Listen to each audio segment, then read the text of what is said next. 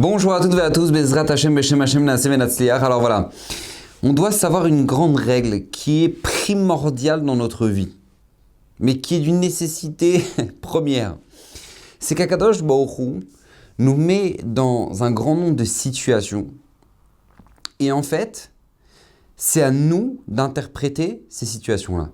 Vous savez, en fait, la vie, c'est comme un tableau. Ouais, un tableau, donc tu as la toile qui est comme ça. Et en fait, toi, tu as le choix d'en faire ce que tu veux de ta vie. Ou maintenant, tu vas en faire un tableau extraordinaire, magnifique, avec un paysage grandiose. Et toute personne qui verra ce tableau-là, ils vont dire « Waouh, c'est beau, c'est magnifique ». Ou sinon, tu peux en faire un gribouillage, des plus banals. Vous savez que les enfants, d'accord, on leur donne une toile, on leur donne des pinceaux et des couleurs, et ils te tartinent la chose. Pourquoi ils te tartinent la chose et qu'il ne va pas sortir quelque chose de beau de ce tableau-là?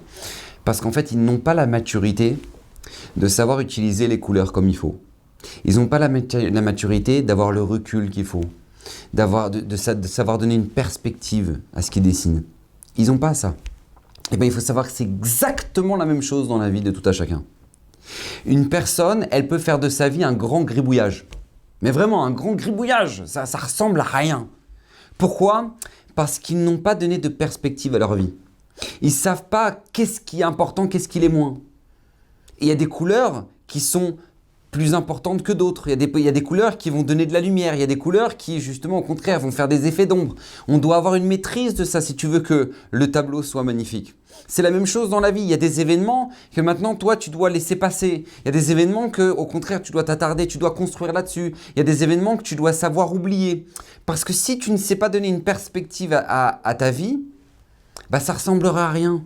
Et tu seras triste et ce sera beau et ce sera pas beau. Et tu arriveras à 70 ans et tu auras une vie amère et tu te diras, de toute façon, cette vie, je sais pas pourquoi je suis là. Et tu diras à tout le monde, franchement, c'est une vie, la vie, ça vaut pas la peine d'être vécue. Et à côté de ça, tu as des gens qui sont dans les hospices, qui sont dans les maisons de retraite, dès que tu les vois, ils ont le sourire, ils sont heureux, et pourtant, ils ont vécu les mêmes périodes de vie, les mêmes épreuves. Il y en a qui ont même vécu des pires épreuves que les autres. Et ils sont là, ils réjouissent les gens, ils disent Baruch Hashem, ils ont 80 ans, ils te disent la vie, elle vaut la peine d'être vécue. Mais je comprends pas, ils sont le même passé de elle. Parce qu'il y en a un qui a appris à peindre sa vie, et il y en a un qui est resté au stade gribouillage. C'est comme ça.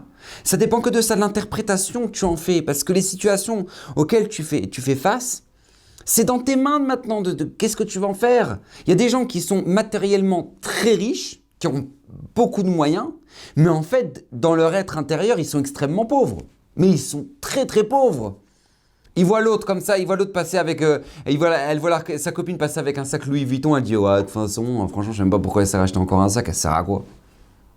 Là, j'ai pas compris. Attends, on t'a pas demandé un commentaire, là. On t'a pas demandé on t'a demandé de la bénir, que Bezrat Hashem, Rénier Bou, qu'elle soit contente. Non, je l'ai vu, elle a mis ça sous son bras comme ça, elle voulait pas que je le voie, son sac, elle sait très bien que moi maintenant je lui mets l'œil. Hein? Franchement, moi j'ai une tête de mettre l'œil à quelqu'un. Mais tu te chauffes toute seule. Il y a personne elle a même pas fait attention, elle a même pas vu que t'étais là, elle a même pas voulu couvrir son sac, elle a même pas... Mais tu t'es rentré dans un film toute seule. Donc même si maintenant cette personne, là, matériellement, elle est riche, mais sa manière de voir la vie, elle est extrêmement pauvre. C'est terriblement pauvre. Et à côté de ça, tu as des gens qui ont une vie dure, une vie amère, une vie matériellement très pauvre, mais qui sont intérieurement d'une richesse, mais incroyable. Le Maharil Diskin, qui vivait à Yerushalayim, il avait dans son quartier une femme qui était extrêmement malade. Elle était malade et puis elle avait besoin d'un soutien médical qui était lourd. Et donc, toute la communauté se cotisait pour payer des infirmières, etc. Parce que cette femme-là, il fallait la changer. Et bref, elle avait besoin de soins qui étaient vraiment, vraiment compliqués. Et puis, le Maharil Diskin, le soir de Rosh Hashanah, il s'est dit, je vais aller voir cette dame-là et je vais lui souhaiter Shana Tova, ça va lui faire plaisir. Et donc, il rentre chez la dame et il la voit donc allongée sur son lit. Et puis, le Maharil, il dit, Madame, je suis venu vous souhaiter Shana Tova, que Bezrat Hashem, vous avez une bonne santé, etc., etc. Il a béni. Et la dame a dit merci beaucoup, Kvodara, merci beaucoup d'être venu me voir ce soir de Rosh Hashanah. Rav, est-ce que je peux vous faire une demande? Alors, le Maharal Diskin, il dit oui, bien sûr. Il dit, s'il vous plaît, priez pour moi pour que je vive longtemps. Pour que je vive longtemps. Alors, le Maharal Diskin, très étonné de cette demande-là, il lui dit, mais vous voulez pas plutôt que je prie pour que vous guérissiez? Et là, la dame, elle lui dit, Kvod Harav, non, je veux pas que vous priez pour que je guérisse. Je veux vous prier pour que je vive longtemps. Je vais vous dire pourquoi. Parce que si Akadosh Baruch Hu m'a envoyé cette maladie, il a ses raisons. Il sait très bien pourquoi il le fait. Donc, j'ai pas à discuter sur les raisons qu'Akadosh Baruch Hu a de cette maladie. Mais par contre, j'aimerais juste vivre longtemps. Oui, j'aimerais vivre longtemps. Je vais vous dire pourquoi, Kvod Harav. Parce que moi, durant toute la journée, je suis sale. Je suis sale et je ne suis pas en état de pouvoir prier, de pouvoir étudier, de pouvoir répondre à des amen. Je ne peux pas. Mais par contre, chaque matin, après que les infirmières soient venues me changer et que, au Hachem, je suis propre, alors c'est à l'heure où maintenant j'entends la tfila à la Beth Knesset et je peux répondre amen. Amen, yeh, shemei rabba. Je peux répondre Baruch et Hashem hamevorach. Et pour moi, c'est extraordinaire. Et j'aimerais vivre longtemps pour ça. Comme ça, il dit au Maharal Diskin. C'est-à-dire, je sais pas s'il y a une femme qui souffre, qui a une situation plus difficile que cette dame-là. Mais malgré tout, intérieurement, elle est extrêmement riche parce qu'elle comprend la valeur des petits bonheurs de la vie. Et pour elle, ça vaut la peine d'être vécu, d'avoir une longue vie juste pour ça. Juste pour ça. C'est-à-dire qu'en fait, encore une fois, tu as une vie, tu l'interprètes, mais qu'est-ce que tu vas être comme interprète de ta vie? Vous savez, le Ben Ish Chai, il nous donne une leçon incroyable. Il dit une fois, il a reçu une lettre d'un juif qui avait visité les communautés d'Europe. Donc on parle à l'époque du Ben Ish Chai, d'accord? Et là maintenant, il revient et puis il écrit une lettre au Ben Ish Chai. Il explique la situation déplorable, d'accord, avec l'assimilation. Et puis il explique que c'est pas bien et que c'est très compliqué, les communautés en Europe, etc., etc. Bref, il écrit un portrait horrible. Et puis le Ben Ish Chai, il lui répond une réponse très simple, mais extraordinaire. Le Ben Ish Chai lui écrit « Pourquoi as-tu décidé d'être la mouche qui cherche les ordures dans les poubelles et non pas l'abeille qui cherche le nectar des fleurs pour faire du miel ?» C'est-à-dire que toi, tu as vu, voilà, tu as été visité, tu as vu ce qui s'est passé là-bas. Pourquoi tout ce que tu as vu là-bas, c'est mauvais? Lis ta lettre. Tu as été incapable de me dire quelque chose de positif. Pourquoi tu as décidé d'être la mouche, il dit le Ben Ish Chai, qui a cherché les trucs. Sois l'abeille. Va butiner du bien. Ramène-moi du bien, de la Torah des Chachamim, des Ashkenazim. Pourquoi ce choix-là? Mais cette question-là, elle est pour chacun de nous. Parce que nous, on fait une erreur. On fait une erreur qui est grandiose. C'est qu'on a l'impression qu'en fait, on va devoir rendre des comptes après 120 ans seulement sur les actions qu'on a fait ou qu'on n'a pas fait ou qu'on aurait dû faire. D'accord? C'est seulement là-dessus qu'on devra rendre des comptes. Mais c'est faux. Même sur la manière d'avoir interprété les choses, on va devoir rendre des comptes. Akadosh Baruch Hu, il va nous demander pourquoi tu as vu ça. On voit un exemple flagrant avec les Meraglim, les explorateurs qui sont arrivés en Eretz Israël, qui ont visité Eretz Israël. Ils reviennent, tableau, ouais, il n'y a que des géants. Et puis de toute façon, les fruits là-bas, regardez leur taille. Vous avez compris qu'on n'a pas affaire à quelque chose de normal. Et là, il y avait des enterrements. Mais ça va amener la mort dans l'âme Israël. Tisha B'Av. Ça va amener des conséquences terribles, 40 ans dans le désert. En attendant que toute cette génération-là qui a entendu cet état d'esprit négatif vont devoir tous mourir dans le désert, ils n'auront pas le droit de rentrer en Eretz Israël. Ils vont payer pour leur interprétation des choses. Pourtant, ils n'ont pas fait d'acte. Ils n'ont pas attaqué Moshe, ils n'ont rien détruit. Ils ont juste mal interprété les choses. Et ça va leur coûter très cher. Eh bien, il faut savoir que chacun de nous aussi, on va devoir rendre des comptes dans notre vie pourquoi on a vu tout le portrait en noir. Et personne nous aime. Et vous savez, c'est une mitzvah. C'est marqué Betzedek tishpot amitecha. Tu dois juger ton prochain avec droiture. Comme ça nous demande la Torah. Rachi sur place, il nous dit quoi? Avedan et kol adam le kavzechut. C'est quoi juger son prochain avec droiture? Qu'est-ce qu'on appelle la droiture pour la Torah? C'est que juge les gens positivement. Avedan et kol adam lekav zechut, juge les situations que tu vas voir. Tu vas avoir des situations, voilà, parvées. Tu as vu une personne qui a fait quelque chose que tu peux interpréter ou bizarrement ou bien. Tu sais pas. Tu as vu quelqu'un de la communauté qui s'est garé, voilà, devant l'entrée du parking, il a bloqué tout le monde. Voilà. Tu vois ça. Donc tu peux interpréter, ouais, bah voilà, c'est un égoïste, à chaque fois qu'il vient à la synagogue, il pense qu'à lui, et il pense qu'il n'y a personne d'autre. D'accord, tu peux interpréter ça comme ça. Ou tu peux interpréter différemment. Tu peux dire, mais on n'en sait rien, peut-être qu'il n'était pas bien, et qu'il doit prendre quelqu'un de malade à la synagogue pour l'emmener, donc du coup, il a décidé de se garer à côté de l'entrée, etc. On n'en sait rien. Mais là-dessus, on devra rendre des comptes. Comment t'as interprété la scène, là, maintenant? Est-ce que maintenant, tu l'as interprété positivement, ou non, t'as vu le mal? Et la personne qui voit le mal dans une situation pareille, elle transgresse un interdit d'Oraïta de la Torah. C'est marqué Betsedek Tishpot Amitecha. On a une mitzvah positive de devoir juger les gens positivement. Et si on ne le fait pas, on a transgressé une mitzvah tassée. On a transgressé une mitzvah positive. Et on ne se rend pas compte. Ça a des conséquences. On a l'impression que non, la Torah, elle veut que tu vois ce qui est autour de toi avec un bon œil. Et on va devoir rendre des comptes justement de voir le bien autour de nous. Et c'est tellement important parce que nous, on ne se rend pas compte. Mais pourquoi la raison première déjà la raison première pour laquelle maintenant on est incapable d'interpréter les choses bien et positivement, c'est parce qu'on ne se rend pas compte que, en fait, la plupart du temps, on interprète les situations dans lesquelles maintenant on se retrouve en fonction de notre état personnel. Alors, je vais donner un exemple très simple. Une maman, elle rentre du travail, elle voit la maison retournée, la vaisselle dans l'évier, bref, elle voit le travail qu'il y a à faire. Et là, qu'est-ce qui se passe? Elle appelle son mari. D'accord, elle appelle son mari parce que, bon, rien que, même s'il ne peut rien faire parce que lui, il est au travail, au moins psychologiquement, elle se sent soutenue. D'accord. Donc elle appelle son mari. Elle appelle et il ne répond pas. Elle appelle et il ne répond pas. Elle appelle et ça sonne, mais elle entend que la ligne, elle est occupée. Donc là, d'un coup, cerveau de la femme, avec qui il parle? Il a vu mes appels et il me répond pas et il me rappelle pas et elle rappelle et là elle tombe sur une femme. Allô? Et là Hiroshima dans la tête là. Ça y est, je savais, il a une double vie, il me l'a jamais dit, maintenant je l'ai attrapé, et il va voir ce qui va se passer avec lui, ce soir j'ouvre le bed-din pour lui. Maintenant lui, aucun rapport.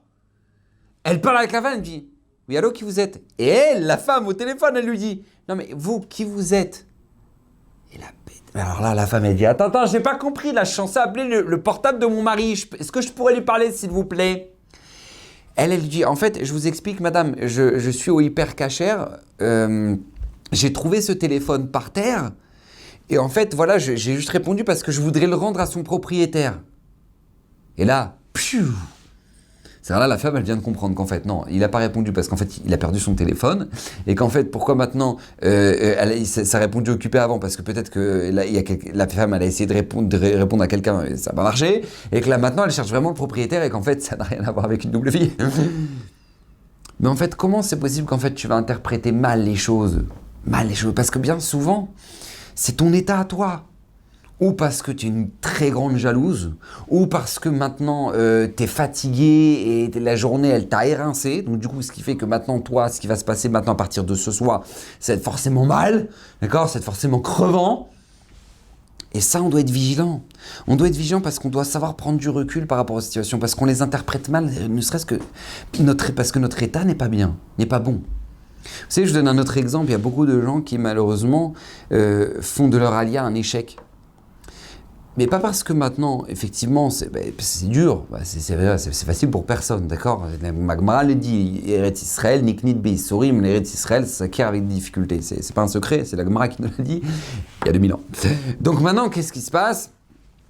Cette personne-là, elle fait son alia, etc. Donc elle a déjà du mal pour l'adaptation de la langue, elle a du mal pour l'adaptation par rapport à la parnassa, pour l'éducation des enfants, pour trouver les écoles, etc., etc., etc. Et là, elle arrive au supermarché, fatiguée. Et là, il y a un Israélien qui lui roule sur le pied avec le caddie. Et là, il se dit, ouais, de toute façon, laisse tomber, c'est pas pour nous. Faut qu'on retourne en France. Et ils ont même pas de savoir-vivre. Et de toute façon, je savais qu'on n'avait pas notre place ici. Et ta ta ta ta ta ta ta ta ta ta. Alors qu'en fait, cette personne-là qui t'a écrasé le pied avec son caddie, elle a même pas fait exprès. C'est-à-dire cette personne-là, elle a ses enfants qui l'attendent à la maison et elle a même pas vu, elle a pas fait exprès. Mais comment ça se fait que toi, tu vas en faire une catastrophe? Parce que toi-même, intérieurement, c'est une catastrophe. Puisque tu es pas bien, tu es triste, donc comme tu es pas bien, triste, angoissé, donc là, c'est ce qu'on appelle la goutte qui a fait déborder le vase. Donc ce qui fait que maintenant, l'interprétation que tu auras de quelque chose qui est banal, que si maintenant ça avait été bien, eh ben tu n'aurais même pas calculé la chose, et ben ça peut être la goutte qui va faire déborder le vase et qui va faire que ma femme, tu vas rentrer chez toi et tu vas dire, ma femme, on fait nos valises, on rentre. Et c'est très compliqué. Il faut faire très attention à ça. Ça, c'est le premier élément qui est important de savoir. Deuxième élément qui est important de savoir, qui est la raison pour laquelle maintenant on a beaucoup de mal à savoir interpréter les choses comme il faut, c'est que bien souvent, en fait, nous ne sommes pas conscients que nous n'avons pas toute la photo, enfin, c'est-à-dire tout le portrait de la scène. C'est-à-dire qu'en fait, on est victime d'une situation, on n'est pas forcément victime, mais on est témoin d'une situation, mais en fait, on ne prend pas de recul par rapport à ce qui se passe, et ce qui fait qu'en fait, on en fait une mauvaise interprétation alors que c'est faux.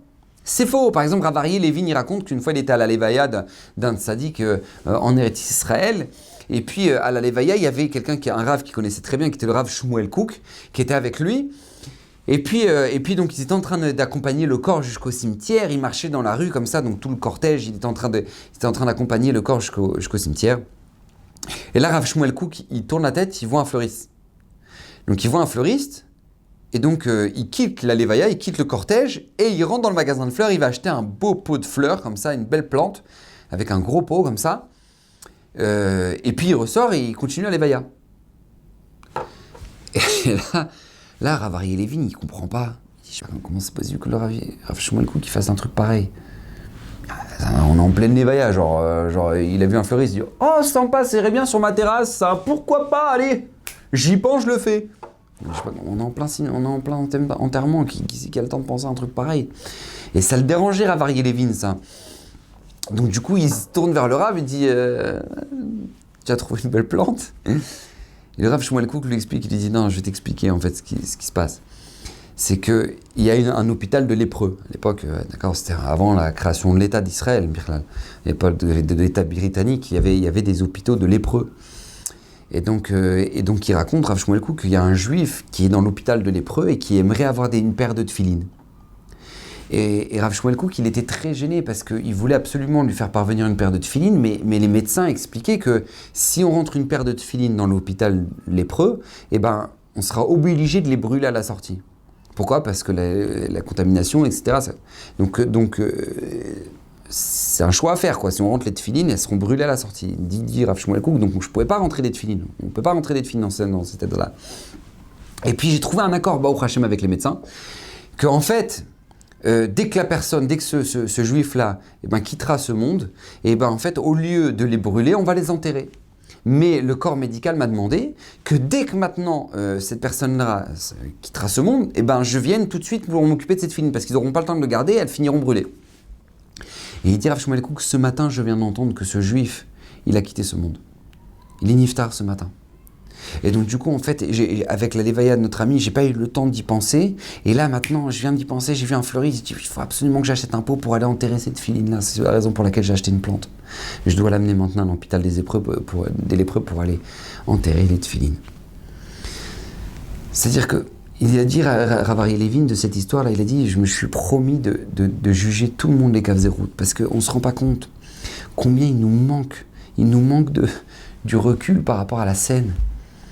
Le Sfat Emet, il dit, c'est pour ça que la Mishnah en Pirkei Avot, elle nous dit, Avedan et kol adam les Kavzerout, juge toute personne les Kavzerout, avec du bon penchant, du bon côté. Pourquoi? Parce que tu n'as pas justement le recul qu'il faut. Si maintenant tu avais tout le recul, alors tu verrais que cette personne-là, tu lui donnerais un mérite, tu pourrais la juger positivement. C'est pour ça qu'Avedan et kol adam, il dit le Sfat Emet, il dit kol adam, toute la personne, c'est-à-dire toute la scène, toute la situation, juge tout. Et tu verras que tu arriveras au Kavzerout. Parce que justement, c'est ça le problème. Le danger, c'est quand maintenant, nous, on ne prend pas à se reculer. C'est un vrai danger. Je vous annonce, c'est un vrai danger. Par exemple, le Rav Ari Levin, il raconte que quand maintenant, il était directeur spirituel d'une école ici d'enfants à Yerushalayim. Et ben, il s'est rendu compte qu'en fait, il y a un enfant, un des élèves de l'école, qui tout simplement distribuait de l'argent à tous ses copains pour se faire des amis. Donc à l'époque, c'était pas des shkalim, c'était des livres. Et donc il distribuait des livres à des pièces comme ça à tous ses copains pour se faire des amis. Et au bout d'un moment, quand ils se sont rendus compte de ça, l'enfant il a été convoqué, Rav Ari Levin il lui parle, il lui dit mais comment tu distribues de l'argent comme ça à tous tes amis? Pourquoi? Il dit mais Rav, je voudrais avoir des amis. Il dit mais cet argent il vient de où? C'est ton argent de poche? C'est quelqu'un qui te l'a donné? Et là l'enfant il finit par avouer qu'en fait c'est de l'argent qu'il vole à son père, dans le porte-monnaie de son père. Et donc le Rav Ari Levin lui dit regarde, il faut que je t'explique, je suis obligé d'en parler à ton père, d'accord? Je t'assure, je te promets que je vais tout faire pour que ton père ne s'énerve pas contre toi, ne te punisse pas, mais je suis obligé d'en parler à ton père. L'enfant accepte, Rav Ari Levin appelle le père, il lui dit excusez-moi, est-ce que je peux vous parler? Il y a juste un petit souci avec votre fils. Il dit qu'est-ce qui se passe? Il dit voilà, en fait il distribue de l'argent à ses copains et en fait cet argent il vient de vous. Le père il dit attendez, j'arrive tout de suite à l'école. Donc il arrive, il s'installe dans le bureau, il lui dit il distribue des livres à tous ses copains et c'est un problème, vous comprenez, donc je voulais que vous soyez avertis. Et là il dit non. Le père il dit non, je vous crois pas. Je vous crois pas que c'est de moi. Alors il dit si vous voulez, je lui ai promis que si vous vous énervez pas, il vous l'avouera. Donc maintenant il faut rentrer l'enfant. Et le père regarde son fils, il dit mon fils, c'est vrai que tu m'as volé de l'argent? C'est vrai que c'est mon argent que tu as pris? Alors le fils il regarde son papa, il dit oui papa, c'est ton argent. Et là le père il fond en larmes, il pleure. Et Rav Ari Levin il regarde, il dit qu'est-ce qui se passe? Il lui dit j'ai tué ma belle-mère. Il pleure, il dit j'ai tué ma belle-mère. Et Rav Ari Levin dit pourquoi? Expliquez-moi. Il dit mais en fait c'est très simple. Moi je voyais qu'il y avait de l'argent qui disparaissait dans ma maison. Et j'étais persuadé en fait que c'était ma belle-mère qui vivait chez nous, qui volait cet argent. Et j'en ai parlé plusieurs fois à ma femme. Et ma femme a essayé d'en parler à ma belle-mère, mais elle dit mais pas du tout, c'est pas moi, j'ai rien pris, j'ai pas volé de l'argent, je shalom. Et moi j'y croyais pas, j'étais sûr que c'était elle. Et donc à la fin j'ai fini par faire pression à ma femme pour qu'on la mette dans une maison de retraite, quoi, pour pas qu'elle continue à nous voler de l'argent comme ça, c'est pas possible. Et on l'a mise en maison de retraite. Et cette solitude là de la maison de retraite, ça a fini par la tuer. Et moi je savais pas qu'en fait c'était pas elle, je pensais que j'aurais jamais cru que c'était mon fils. Et j'ai tué ma belle-mère. Ça on se rend pas compte. Combien c'est important de juger les caves et routes. Combien c'est une responsabilité. C'est exactement, je vous dis mais écoutez bien, c'est exactement l'inverse du principe du buzz. Vous connaissez le buzz? À l'heure actuelle, maintenant, les journalistes, ils ne cherchent plus à donner des informations, ils cherchent à faire le buzz. C'est-à-dire qu'il faut absolument que la vidéo, elle soit la plus regardée. Il faut absolument que maintenant, il y ait le maximum de commentaires dessus et que maintenant, les gens aient été concernés et partagent. Parce que comme ça, t'as fait ce qu'on appelle le buzz. Et c'est la recherche. C'est la véritable recherche de la plupart des journalistes. Le buzz du siècle. Mais c'est quoi un buzz? Un buzz, c'est qu'en fait, tu as pris une information, tu l'as sortie de son contexte. Tu as pris une vidéo, voilà, elle a duré 2 minutes, on a vu cette personne-là faire ça, on l'a sortie complètement de son contexte, et voilà, on a allumé la société, on a réavivé l'antisémitisme, on a réavivé le racisme, parce qu'il y a une vidéo qui a été sans interprétation, sortie de son contexte, et qui a pu faire des catastrophes. Voilà, c'est un buzz. La Torah te demande exactement l'inverse. La Torah te demande l'honnêteté, le recul, juger l'autre en bien. Vous savez pourquoi la Torah nous donne ça? Mais c'était un tellement beau cadeau que la Torah nous a fait. C'est un tellement beau cadeau, c'est que la Torah te dit mais je veux que tu vives heureux. Arrête de voir le mal partout, nous dit Hachem. Arrête de voir le mal partout. Arrête d'interpréter tout en noir. Arrête. Vous savez, une fois, une petite fille, elle marchait avec son papa, elle lui dit papa, j'ai faim. Alors son papa, il lui dit, d'accord ma fille, tu regardes, il y a ici un marchand de légumes, tu veux que je t'achète tu veux que je t'achète 2 pommes? Elle dit à son papa, oui papa, s'il te plaît, achète-moi des pommes. Et donc son papa, il lui achète 2 pommes, il lui dit, tiens ma fille, elle croque dans la première pomme, et là le père lui dit, ma fille, tu crois que tu voudras manger la deuxième ou je peux la manger? Et là la deuxième, la fille, elle prend la deuxième pomme, crac, elle croque dedans. Et puis là, elle regarde son papa, elle dit, tiens papa, celle-là c'est la meilleure, c'est pour toi. Maintenant, quand tu vois la scène, tu dis, waouh, quel gosse! Non, mais elle n'a pas honte, elle croque dans les deux, mais qui est-ce qu'il a élevé? Chez Michmor, c'est sa mère, ça! Alors qu'en fait, tu te rends même pas compte. Prends du recul, regarde. Regarde, elle a croqué pour pouvoir te donner la meilleure. Mais pourquoi? C'est une question d'interprétation.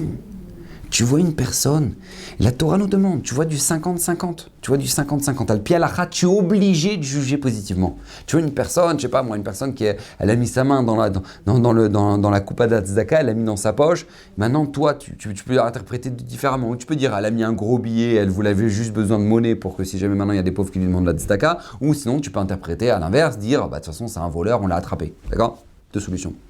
La Torah nous dit, tu es obligé de juger les kav zechut. Si tu as 50-50 d'interprétation, tu es obligé de juger la personne, les kav zechut. C'est une obligation de la Torah. Betzedek tishpot ametecha. Mais maintenant, quand c'est 80-20, 80-20, t'es pas obligé d'interpréter les kav zechut, d'interpréter bien les choses. Tu peux dire non, c'est un pourri, c'est un voleur, c'est un truc. Mais quand c'est 50-50, tu as l'obligation. Viens la Mishnah en Pirkei Avot, elle te dit non. Parce que vous savez que la Mishnah en Pirkei Avot, elle nous dit pas des halachot, elle nous dit des conseils de vie. Elle nous dit Avedanet kol adam. Toute personne, même la personne qu'apparemment c'est très bizarre, on dirait vraiment, c'est même extrême la situation dans laquelle maintenant il était. Et bien même cette personne-là, tu as l'obligation de juger kav zechut. Même cette personne-là. Je donne un exemple, une histoire absolument extraordinaire que m'a transmis mon ami le Rav David Twitou. Son Rav, c'était le Rav Moshe Ederi, qui était un tzaddik à Paris, qui était un tzaddik nistar, un tzaddik caché. Et le Rav Moshe Ederi, justement, c'était un antiquaire. Mais en fait, il s'est passé pour un stam antiquaire, alors qu'en fait, c'était un vrai tzaddik. Un vrai tzaddik. Et là, maintenant, qu'est-ce qui s'est passé? Un jour, donc la mère du Rav David Twitou, elle était même proche du Rav aussi. Très proche du Rav. Et un jour, ils reçoivent une amie à la maison qui leur dit vous connaissez le Rav Ederi? Alors la maman du Rav Twitou, elle lui dit oui, bien sûr, je connais le Rav Ederi, bien sûr, c'est notre Rav, c'est le Rav de la famille, bien sûr, ouais, non, c'est un tzaddik. Alors là, la copine, elle dit tzaddik, la vérité, moi je dis ça, je dis rien, mais je l'ai vu rentrer dans une maison close. Hein. Alors moi, je dis ça, je dis rien, mais je l'ai vu rentrer dans une maison close. Et là, la maman du Rav Twitou, elle dit non, c'est pas possible. C'est pas possible. Alors la copine, elle dit, attends, dis-moi, où est-ce qu'il est son magasin antiquaire? Il est à Pigalle, ok? Et là-bas, je l'ai vu, je le connais moi, le Rav Moshe Ederi, je le connais avec sa canne et tout, il n'y en a pas 10 comme ça dans la rue, d'accord? Je l'ai vu rentrer dans la maison close, je l'ai vu de mes yeux. Et elle, la mère du Rav Twitou, elle était pas bien. Elle a dit, oh, quand même, elle va pas mentir, elle va pas inventer un truc pareil. Elle a vu le Rav, bon, elle s'est dit, oh, bon, tout le monde tout le monde peut craquer, je sais pas. Et puis voilà, elle est restée avec ce poids-là, de dire que son Rav, il est rentré là-bas, chez Michmor. Et un jour, elle prend un billet d'avion pour aller à New York, pour aller sur le kever du Rabbi Lubavitch. Et elle se retrouve dans l'avion. Et quand elle est dans l'avion, à côté d'elle, elle a une jeune fille qu'elle voit prier et lire, comme ça en hébreu. Et donc elle comprend qu'elle est juive, elle regarde, elle dit, vous êtes juive? Alors elle dit, oui. Elle dit, vous allez à New York, vous allez faire quoi? Elle dit, je vais sur le kever du Rabbi. Elle dit, ah, vous aussi, incroyable, etc. Et elle commence à papoter, elle commence à échanger. Et en fait, la jeune fille en question finit par raconter son histoire. Et elle raconte qu'en fait, quand elle était jeune, elle est tombée amoureuse d'une personne, d'un garçon. Et en fait, ce garçon-là n'était rien d'autre qu'un proxénète. Et en fait, effectivement, lui, il a fait en sorte qu'elle soit très amoureuse, il a commencé à la droguer, et il a fini par la prostituer. Hashem Yirachem. Et donc, elle faisait partie des prostituées de Pigalle. Et un jour, elle était dans l'enfer de ces femmes-là, et elle finit par lever les yeux au ciel, dans sa maison close, et elle dit à Hashem, si tu me sors d'ici, si tu existes, si tu me sors d'ici, je te promets que je reviens vers toi. Je te promets que je reviens vers toi. Et là, qui c'est qui rentre? Le Rav Moshe Ederi rentre dans la pièce. Il dit, ma fille, habille-toi, sors. J'ai racheté ta liberté. Le Rav Moshe Ederi, il avait racheté au proxénète la liberté de cette fille-là. Et c'est elle qui était dans l'avion à côté de la mère du Rav Tuitou, et c'est elle qui a enfin donné l'explication au fait que, effectivement, le Rav Moshe Ederi rentrait dans une maison close. Mais c'était pour aller chercher cette fille-là. Le Dina Mishnah Pirkei Avot avait donné Kol Adam les Kav Zechut. Juge toute personne les Kav Zechut, même si ça paraît bizarre des fois. Pourquoi? Tu sais pourquoi? Pour toi, pour ton bien-être. Pour ton bien-être, arrête de voir le mal. C'est l'Admour de Belz. Quand il est arrivé en Eretz Israël, il est rentré, il habitait à Tel Aviv. Il avait un appartement là-bas. Et quand il arrive là-bas, justement, vous savez que là-bas, à Tel Aviv, les gens ne font pas Shabbat. Enfin, la plupart, ils ne font pas Shabbat. Et donc, il y avait des voitures qui passaient devant la maison, devant l'appartement du Admour de Belz. Et dès qu'il entendait une voiture passer, il faisait Shir Amalot, Esaina, Ilari, Me'ahin Yavo Ezri. Il faisait des Teilim. Pendant Shabbat, une voiture qui est passée. Alors à ce moment-là, les Chassidim, ils lui ont demandé, mais Kvod Harav, pourquoi vous faites des Teilim? Et là, le Rav répond, parce que tout simplement, s'il y a une voiture qui roule Shabbat, c'est qu'ils vont à l'hôpital, c'est que la personne elle est ou malade, ou c'est une femme qui doit accoucher, donc c'est sûr, c'est Pikuach Nefesh, quoi. Bon, alors les Chassidim, ils disent, le Rav, il préfère être naïf. Et puis un jour, il y a une voiture qui passe avec les Israéliens, avec la planche de surf et tout, en voiture, Shabbat. Et le Rav, il fait Shir Amalot, ça, et là, il arrive. Et les Chassidim finissent par dire, Kvod Harav, excusez-nous, mais là, c'est planche de surf, quoi, ça. Carapant. Et là, le Admour de Belz leur dit quelque chose de très simple, très beau. Il leur dit, regardez, je préfère penser que c'est Pikuach Nefesh.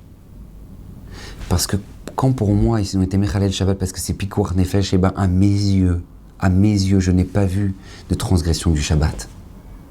Or, si jamais maintenant je me dis, non, c'est comme ça, ils sont comme ça, ils transgressent Shabbat, vous croyez que j'en sors indemne de ça? De voir que les gens ici transgressent Shabbat sans aucun problème?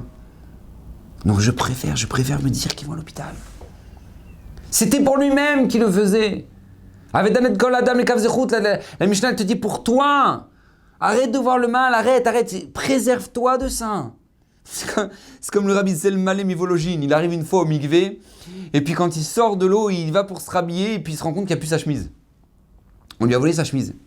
Et donc qu'est-ce qui se passe? Donc il remet ses titites, il remet sa veste, et puis il rentre chez lui à la maison. Et puis quand il arrive chez lui à la maison, la rabbinite, elle le voit sans chemise. Elle lui dit, qu'est-ce qui se passe, mon mari? T'as oublié ta chemise au mikvé? Elle dit non. Lui, il dit non, il y a un pauvre, il est venu au mikvé et puis il a dû se tromper, il a dû prendre ma chemise. Alors la rabbinite, elle lui dit, ok, alors s'il a pris ta chemise, pourquoi toi t'as pas pris la sienne? Il lui dit, parce qu'il a lui oublié de laisser la sienne. C'est-à-dire que lui, il voulait pas voir qu'il y a quelqu'un qui m'a volé la chemise, être truc, prendre un show mikvé. Parce que si tu réfléchis comme ça, tu dis, ouais, tu te rends compte, c'est pas honteux. Les gens, tu vas au mikvé, tu vas te tremper, et tu viens pour être kadosh, et l'autre, il te prend ta chemise. Non, mais lui, il ira en enfer, il se trempera dans l'enfer avec ma chemise. Mais quelle journée tu vas passer après ça? Quelle journée tu vas passer quand le matin, on t'a volé ta chemise alors que t'étais parti au mikvé et que, soi-disant, tout le monde est censé être sadique? Une journée horrible. Rav Zel Malem dit non. Non, et parle-moi d'une journée pourrie. Je veux une belle journée. Je veux une journée bien. Et ça, un pauvre, il a pris ma chemise, il n'a pas fait exprès, il a oublié de laisser la sienne. Voilà, je préfère ça. Mais il a tellement raison. Ta copine, toi, tu l'as envoyé t'as envoyé un message à ta copine vendredi. D'accord? Et puis maintenant, qu'est-ce qui se passe? Elle a vu ton message et elle t'a pas répondu. T'as vu les deux traits bleus comme ça, elle t'a pas répondu. Et là, d'un coup, tu commences à te dire, attends, mais elle a vu mon message, mais elle m'a pas répondu. C'est-à-dire qu'en fait, elle a plus rien à faire de moi. Et puis moi, j'ai toujours été là pour elle. Quand maintenant elle avait besoin de moi, jusqu'à 2h du matin, j'ai discuté avec elle. Et puis on a une amitié extraordinaire. Et comment moi, j'ai toujours été là pour elle depuis notre enfance. Et elle, maintenant, elle me plante. Et là, j'ai besoin d'elle. Elle me répond pas. Et là, qu'est-ce qui se passe? Tu dis, ouais, tu sais quoi, Shabbat, on verra après Shabbat. Et là, après Shabbat, tu regardes et tu dis, ouais, c'est bon, hein, Tu renvoies un message, tu dis « Ouais, c'est bon, je me suis arrangé, hein, t'inquiète pas, je passe besoin de toi. Hein. » Et là, tu vois encore une fois, elle voit les messages, tu as les deux traits bleus, elle t'a pas répondu. Et là, le dimanche matin, pétage de câble, tu dis « Ah ouais, c'est comme ça, c'est comme ça. » Genre, elle a pas le temps pour moi, genre, elle a pas le temps pour moi. Tu sais quoi? Eh ben, tu sais quoi? Je la bloque. Voilà, je la bloque. Voilà, elle ne parlera plus comme ça. Enfin, même si elle a envie de me répondre maintenant, elle pourra pas. Voilà, c'est comme ça. Maintenant, lundi matin, ta copine, elle t'appelle, elle dit « Ouais, Sarah. » Tu dis « Ouais, qu'est-ce que t'as? » Non, excuse-moi, je voulais juste te dire, je pouvais juste ouvrir tes messages, mais je pouvais pas te répondre parce qu'en fait, le vendredi matin, ma petite sœur, elle a joué avec mon téléphone, elle a brisé le bas de l'écran, je peux plus taper, mais je pouvais juste voir tes messages, excuse-moi, je te demande pardon, voilà, tu veux te demander, t'as besoin de quoi? Et là, d'un coup, genre toi, tu t'es fait un film, mais tu t'es fait un film, un truc de fou, toute seule, mais tu t'es pourri la vie toute seule. Toute seule, t'étais chez toi, l'autre elle faisait sa vie, les trucs. Maintenant, toi, toute seule, t'étais là en train de te détruire, en train de... Vous savez, je veux dire une chose. Ça, c'est exactement ce qui est en train de se passer avec le vaccin, le corona, le complotisme. Il y a des gens, ils ont décidé de se pourrir la vie tout seul. Qui ont décidé de voir qu'en fait, voilà, le corona, c'était prévu. Et de toute façon, c'était Bill Gates qui était derrière. Parce qu'il a encore besoin d'argent, et puis il veut tous nous mettre des puces, et il veut tous savoir où est-ce qu'on va acheter nos courses, parce que comme ça, il va savoir comment nous arnaquer. Mais dis-moi, je t'en supplie, mais quelle vie tu as, toi? Non, mais quelle vie tu as? Mais quelle vie on peut avoir? Mais quelle horreur! Se réveiller le matin en étant persuadé que le monde entier veut ta mort. Et les vaccins, de toute façon, tout le monde, ils veulent nous injecter du poison, et ils veulent que tout le monde meure, et n'y allez pas, et surtout pas, vous allez vous transformer en girafe. Mais dis-moi, mais comment c'est possible? Mais comment on peut voir les choses tellement... Mais, c'est la Torah, tu sais ce qu'elle te demande? Elle te demande, regarde, Baba, tu te réveilles le matin, tu ouvres les yeux, tu dis, Modéani, Lefanera, Melecha, Ivekayam. Tu ne touches pas ton téléphone. Tu es les yeux, Modéani, Lefanera, merci Hachem, Sherezart, tu m'as donné la vie ce matin, Baruch Hachem, merci Akadosh Baruch. Et tu ne touches pas ton téléphone. Tu vas mettre tes tefilines, tu vas faire ta tefila et tu es lié avec Hachem. Ou les Agid Baboker Chazdecha. Et combien tu dis des Teilim dans les psuké des Imra, dans l'introduction de la tefila. Il y en a encore plus que dans Mincha et dans Arvit parce que justement, on te demande de voir le bien qu'Akadosh Baruch Hu t'a donné et arrête de voir le mal. Et c'est ça qu'on attend de toi. Et puis tu redis, oh Hachem, merci Akadosh Baruch Hu, merci. Et là, t'as fini ta tefila, Alenu les Shabeach, la Dona Kol, la Tête Gedoula, les Yotzer Bereshit. Merci Hachem. Mais une personne qui commence sa journée comme ça, elle est au taquet. Mais elle est au taquet. Mais une personne qui se lève le matin à peine, son téléphone il a sonné, tac, elle prend le téléphone. Elle regarde les infos, elle regarde le Figaro, elle regarde I24, elle regarde ta. Et puis encore, 6000 personnes du corona. Et Macron, lui, il a décidé de tout fermer. Les magasins, tout magasin, il serait fermé. T'as commencé la journée avec une angoisse. Mais l'horreur. Mais tu t'es rendu malheureux tout seul. La Torah te dit arrête. Parce que vous savez, pour être triste, il n'y a rien besoin de faire. Pour être dépressif, il n'y a rien besoin de faire. Je vous l'annonce direct. Tu te mets en pyjama, tu t'allonges dans ton canapé et tu penses au corona. Voilà, tu fais ça. Tu te mets en pyjama dans ton canapé, tu penses au corona. Et là, tu vas avoir une angoisse. Et mes vacances. Et ma famille. Et mes parents, je peux pas les voir. Et tu vas te tirer une balle tout seul. Mais tu veux être heureux, tu es obligé de t'activer, tu es obligé de t'habiller, tu es obligé de te maquiller, tu es obligé de te faire bête, tu es obligé de faire du sport, tu es obligé de t'entourer de gens qui sont bien, tu es obligé de prier Hachem, tu es obligé d'étudier la Torah. Pourquoi tu es obligé? Tu veux être positif dans ta vie, tu veux voir du bien, tu es obligé de fournir un effort, tu es obligé.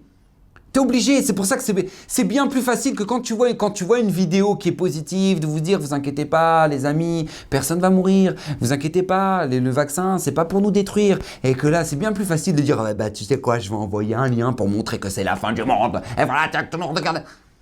Mais moi ces gens-là je les plains. Je dis, mais dis-moi, t'as rien d'autre à faire.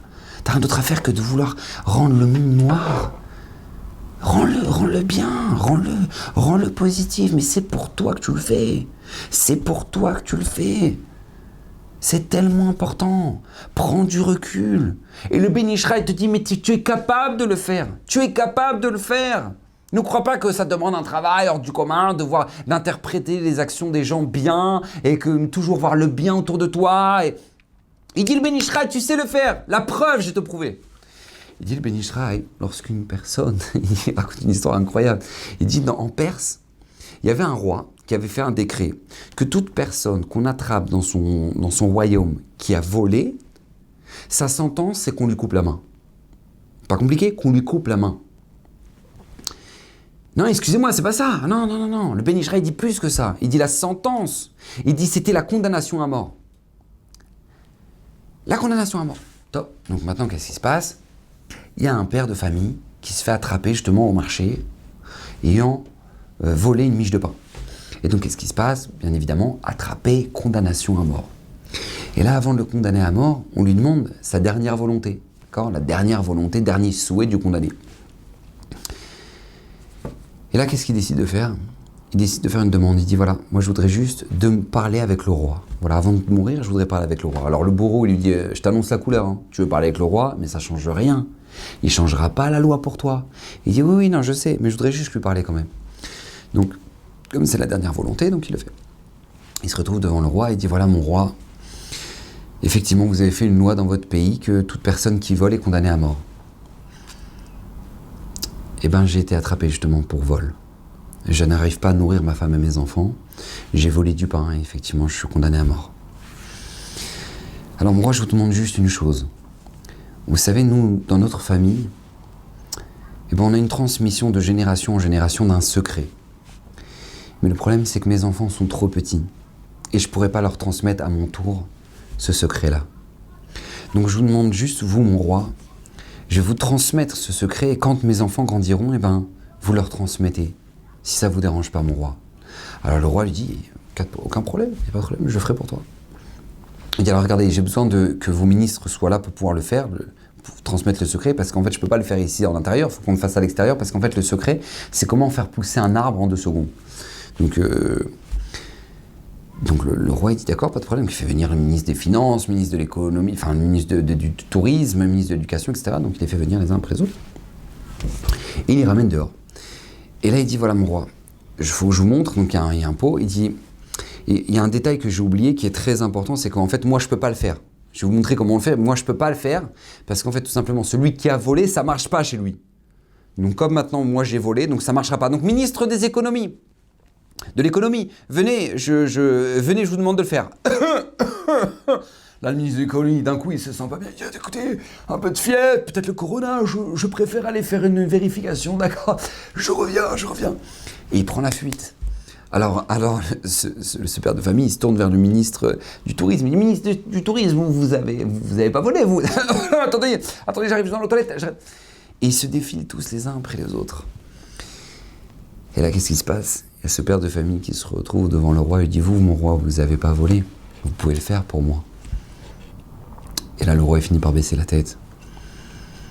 Et là, le père de famille lui dit, « Voyez, mon roi, vous me condamnez pour quelque chose que j'ai fait alors que vous-même, vous l'avez fait. » Il dit, le Ben Ish Chai, cette histoire-là, elle vient nous faire comprendre une notion qui est très importante.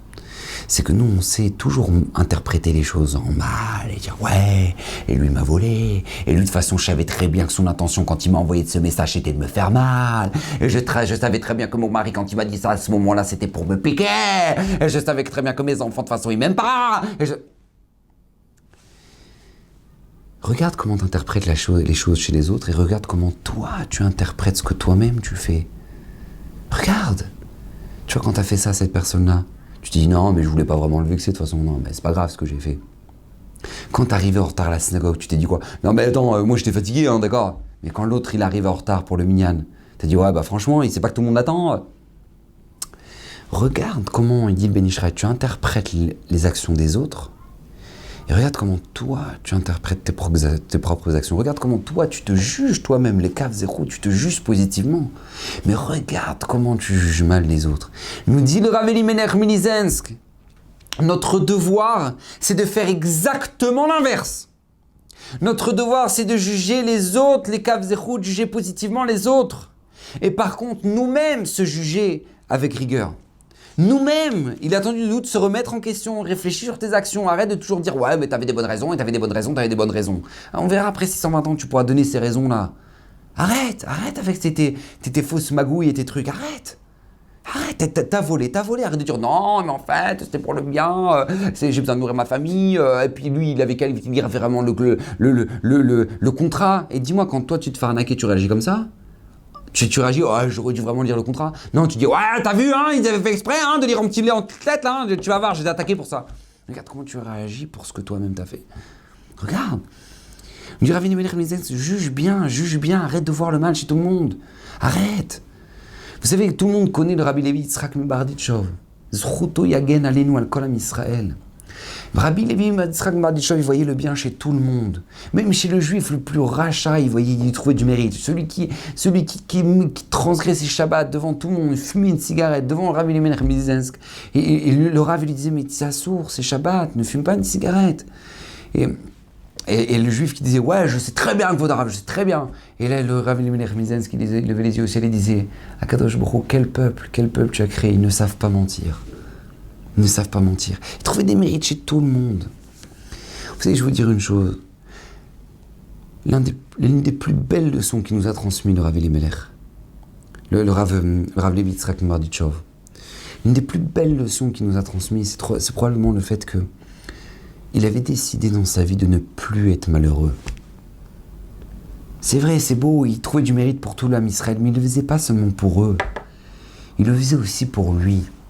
D'arrêter de voir le mal chez tout le monde. Arrêtez ça. Alors vous allez me dire, oui, mais Vodarav, faut arrêter, hein, il y a une limite aussi à la naïveté, on peut pas non plus plonger dans la naïveté, c'est du n'importe quoi, on peut pas non plus, voilà, c'est tout, il y a des gens qui veulent du mal, qui sont profondément mauvais, il n'y a pas de problème, tu veux être ce qu'on appelle perspicace, tu veux être ce qu'on appelle perplexe, c'est ça que tu veux être, il n'y a pas de problème, sois malheureux. Mais si tu veux maintenant arrêter de voir le mal chez tout le monde, tu verras que tu seras heureux. Tu verras les choses de manière positive. Tu verras que ta vie, elle aura une autre tête. Tu verras que, et même des fois, tu verras combien de fois t'aurais pu donner une mauvaise interprétation et Akadosh Baruch Hu va te montrer que t'aurais pas dû juger comme ça. Et combien maintenant c'est quelque chose de positif. Tu verras. Et t'auras gagné quoi? T'auras gagné t'as perdu du temps, à avoir du mal, et t'es resté chez toi en étant angoissé, en voyant le mal chez tout le monde, et que le monde entier est noir, et que tout le monde veut ta mort. Vous savez, je vais vous dire une chose, on va tous mourir, mais au moins on meurt avec le sourire. On va tous mourir, mais au moins qu'on meurt avec le sourire. Pourquoi être grincheux et être comme ça mais ça se transmet chez tes enfants, et après quoi tu vas dire à tes enfants, ah, pourquoi vous faites cette tête, hein, c'est pas normal, vous manquez de quoi, hein, vous manquez de quoi? Je vous ai les cadeaux, je vous ai achetés, à Hanouka vous avez vu, je vous ai fait le Père Noël puissance 12, je n'ai pas compris, qu'est-ce qui vous arrive à vous? Pourquoi vous êtes toujours malheureux? Mais en fait, c'est ce qui pourrait te répondre tes enfants. Bah regarde ta tête papa, regarde ta tête maman, t'as vu la tête que tu fais? T'es la plus heureuse toi, t'es le soleil de la maison. Rabotaille, combien on doit ramener le bonheur? On attend que le bonheur il arrive à travers des sacs Louis Vuitton, on attend que le bonheur il arrive avec un nouveau iPhone. Mais c'est rien ça, c'est un bonheur qui est futile, c'est un bonheur que ça y est, au bout d'un moment ça y est, ça va passer. Alors quoi maintenant? Ça veut dire que quand tu vas perdre ton téléphone, tous les bonheurs que tu avais dans ta vie, tu vas les perdre? Mais ta vie elle vaut tellement peu. Mais prends du recul, réfléchis, projette-toi, regarde, tu respires, Baruch Hashem, comme le faisait le Rabbi Akiva Eger, il allait dans l'hôpital et puis il allait faire le service des malades et tout le monde disait « Waouh, Rabbi Akiva Eger, comme c'est beau, quel sens de la responsabilité du Rav de communauté, d'aller voir les personnes malades, etc. » Et une fois le Rabbi Akiva Eger, il a dit tout simplement, il a dit « Sachez que je ne le fais pas seulement pour la mitzvah de Bikur Cholim, de rendre visite aux malades. Je le fais aussi parce que tout simplement, ça me permet d'être conscient du bonheur que j'ai dans ma vie, de pouvoir respirer, de pouvoir marcher. Quand je vois ces gens malades là, ça me permet de prendre conscience du bonheur que j'ai. Remercie Akadosh Baruch Hu sur ce que j'ai. Combien on peut se pourrir la vie, on a tout, on a la parnassa, on a la maison, on a la santé, on a un truc, et on va tous pourrir parce que tout simplement, on craint que Pfizer, ils vont tous nous trucs, machin. Mais regarde, t'as rien d'autre à faire, tu veux pas prendre le vaccin, ne le prends pas, mais au moins ne te pourris pas la vie. Ne te pourris pas la vie, ne rends pas le monde autour de toi noir, et que tout le monde soit sensible, et que tu partages au maximum, que tout le monde sache que maintenant on va tous mourir. Arrête, pourquoi transmettre la rama? C'est combien il y a de mamans qui ont quitté des groupes WhatsApp parce qu'elles se disaient, mais pourquoi être dans les groupes d'angoisse et des vidéos angoissantes, etc. Mais elles font très bien. Pourquoi ça? Pourquoi s'angoisser? Pourquoi se ramener de la...